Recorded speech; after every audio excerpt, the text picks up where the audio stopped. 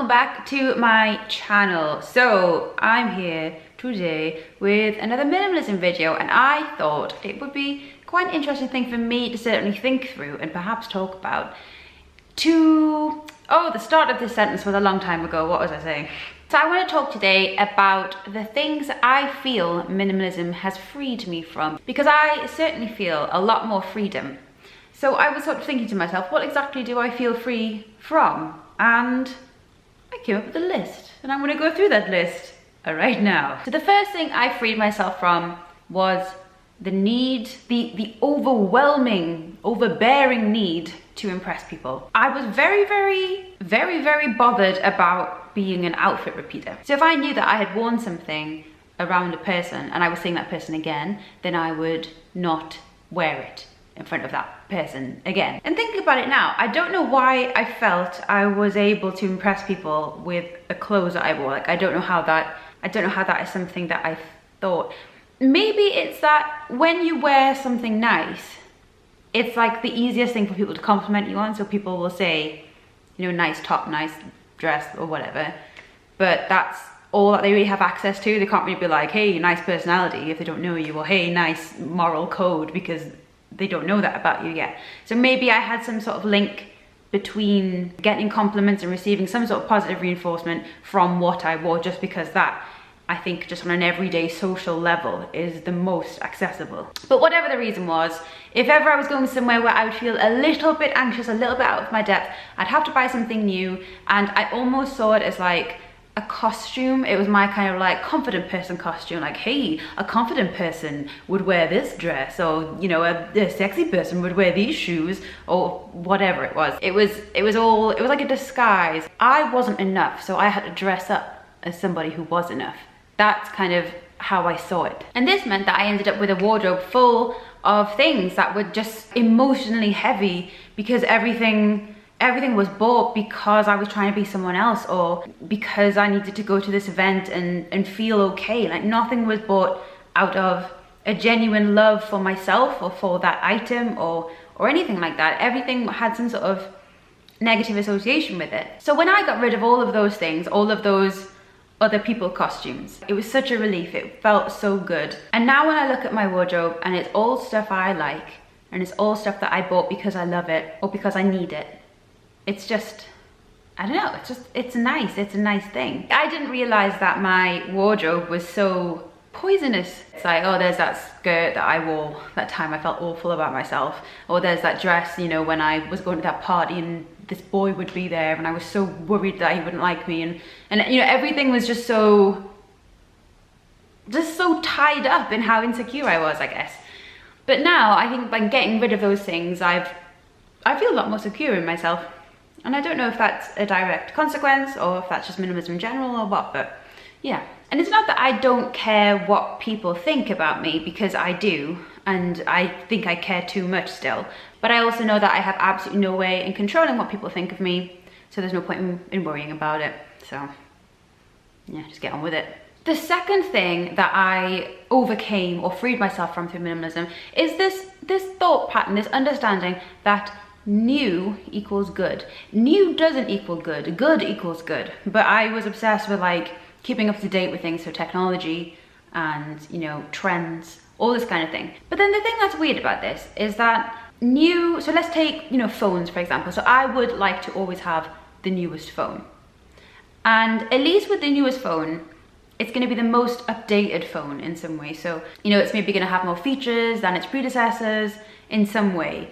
But I valued new even when that wasn't the case at all. So it didn't even need to be new season stuff or like the latest dress or whatever. It just had to be new for me. Like, I got personal value from the fact that I owned new things. But it's just this warped thought pattern that new equals good, when new doesn't equal good at all. And once you free yourself from that, you can live a lot more of a relaxed life, because there's a certain amount of panic involved if you're trying to keep up to date with something that never settles. Like, if you always want the newest thing and the latest thing, then you're always going to be chasing something that you'll never get. The third thing that I freed myself from was the need to externalize myself. And this is something that I have banged on about quite a lot on my channel, but it is so important that it is worth repeating. So I was just so obsessed with plastering aspects of my personality and my likes and dislikes over my home and over my outfits.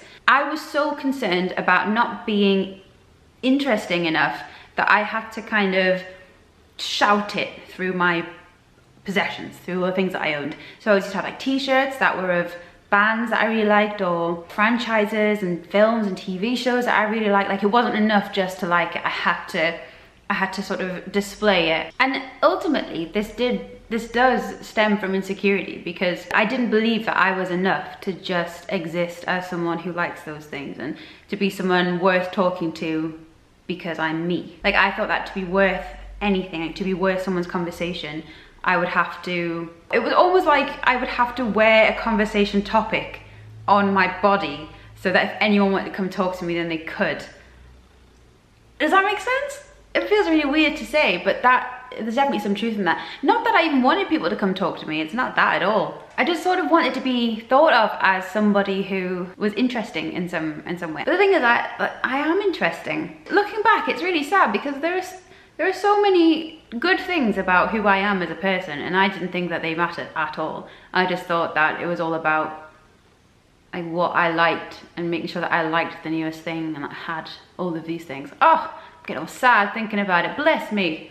Poor little me. Oh. Okay, the fourth thing is really important, and it is I freed myself from the pressure to be who I thought I should be. And this takes a couple of forms. So pre-minimalism, it kind of manifested itself through me maybe owning clothes that were a little bit too small for me because I wanted to one day be small enough to fit into them.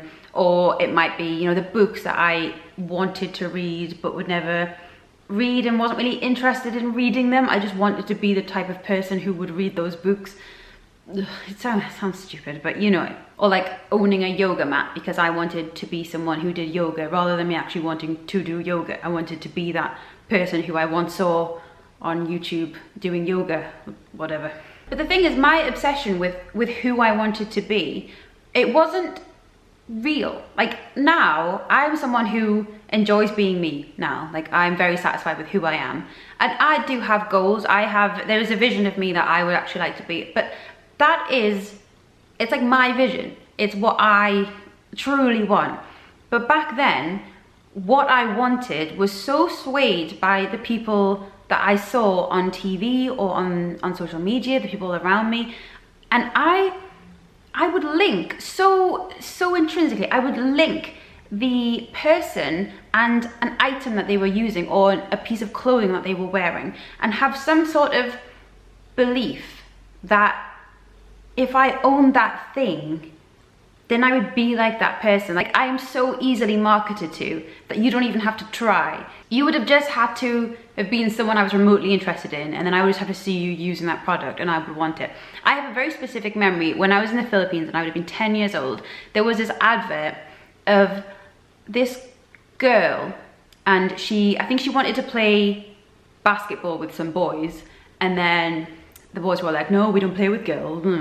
And then she managed to get the basketball, and then it turns out she's really good at basketball, and the boys were like, oh my god, she's so good at basketball. And I was like, oh god, that's so cool. Like, it's so cool that she was able to be herself and she was so underestimated by the boys. This was an advert for sanitary towels, and I asked my mum to buy some sanitary towels. I don't think I'd even started my period yet, I was that young. Because if you bought sanitary towels, you got like a little pack to keep your sanitary towels in, and that was sort of what the advert was advertising. And I really wanted that little pack of sanitary towels, even though I hadn't started my period, because I wanted to be like that girl. I've only just thought about that. I hadn't thought about that in a long time. But that is probably the first example, and a very typical example of that thought process. But yeah, 10 years old, so susceptible to marketing. God, no wonder I own so much stuff.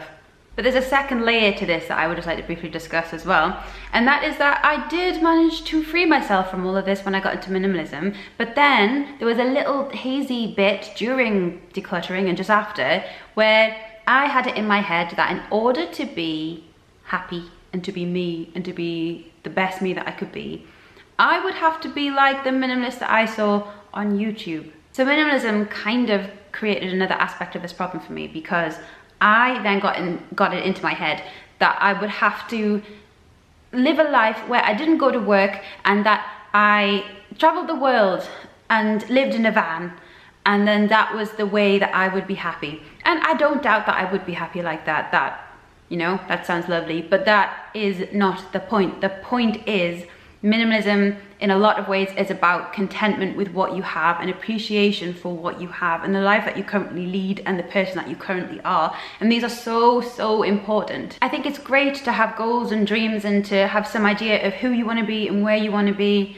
That's fine, but you need to make sure, first of all, that those goals/dreams are your goals/dreams. They're not someone else's. They're not something that you've seen and you thought, well, that seems like a good idea, because you need to know yourself properly to know if that thing is going to suit you. Like, when I think about it, I mean, traveling full-time sounds great, but I really like being at home. I really like it, and I really like having cats. And there are just so many things that I would have to give up in order to travel full-time. And I like being settled, I like routine. There's just so many things that traveling full time would get in the way of, but I was so caught up in the romance of it, just like I was caught up in the romance of the girl with sanitary towels. That was an incredibly important thing to learn anyway, so I'm glad I learned it. The final thing that I freed myself from through minimalism is accepting things on face value.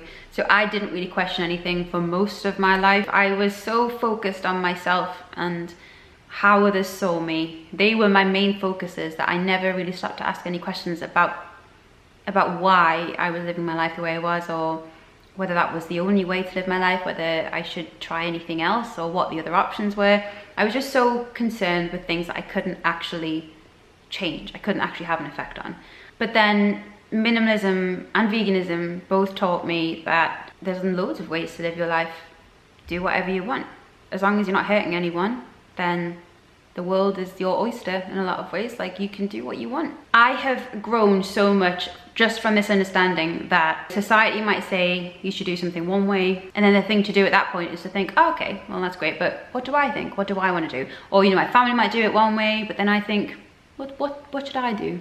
My friends might say one thing and I'm like, well, what do I think? And just not accepting everything, but asking myself the questions that truly matter to me has been absolutely life-changing. Because there are so many things that you just get told, like your whole life. That's what education is in a lot of ways as well, sadly. But it's just you getting told things, and then you just accept it and you just buy it, and then that's that. And to have something like minimalism to say to me, actually, that's not the way it is. It doesn't have to be that way. You have a choice. You can direct your own life. You can go down whatever route you want. It doesn't have to be a pre-existing channel. You can forge your own way, if any way you want to be. It just opened everything up massively. And now I know that any choice that I make, or any decision I make, any conclusion I come to, is because I've talked it through with myself. I haven't just accepted it as a universal truth. And I also accept that my ideas and my decisions and my truth might change, and that is one of the things that comes with growing. But the important thing is that I am asking myself, and I'm making sure that I'm living a life that aligns with who I am and what I believe in a lot of ways. And that has been an incredible gift from minimalism, I think. Just having something that says, oh, by the way that you thought things always were, that's not the case, it's incredibly eye-opening, but then it makes you think, well, what else have I believed my entire life that isn't true as well? Anyway, they are the 5 things that minimalism has freed me from. I hope you enjoyed that, and I hope that you're doing well. Is there anything that you would add to this list? Please let me know in the comments if so. And please feel free to follow me on my Instagram and also check out my blog. And I will see you in my next video. I hope you're all doing well. I'll see you later. Goodbye. Branded, your position, heartfelt, social condition, not bad, but I have it any other way. Day and night, it's not the same as being wrong, right? There is surely grace, but sometimes Sunday.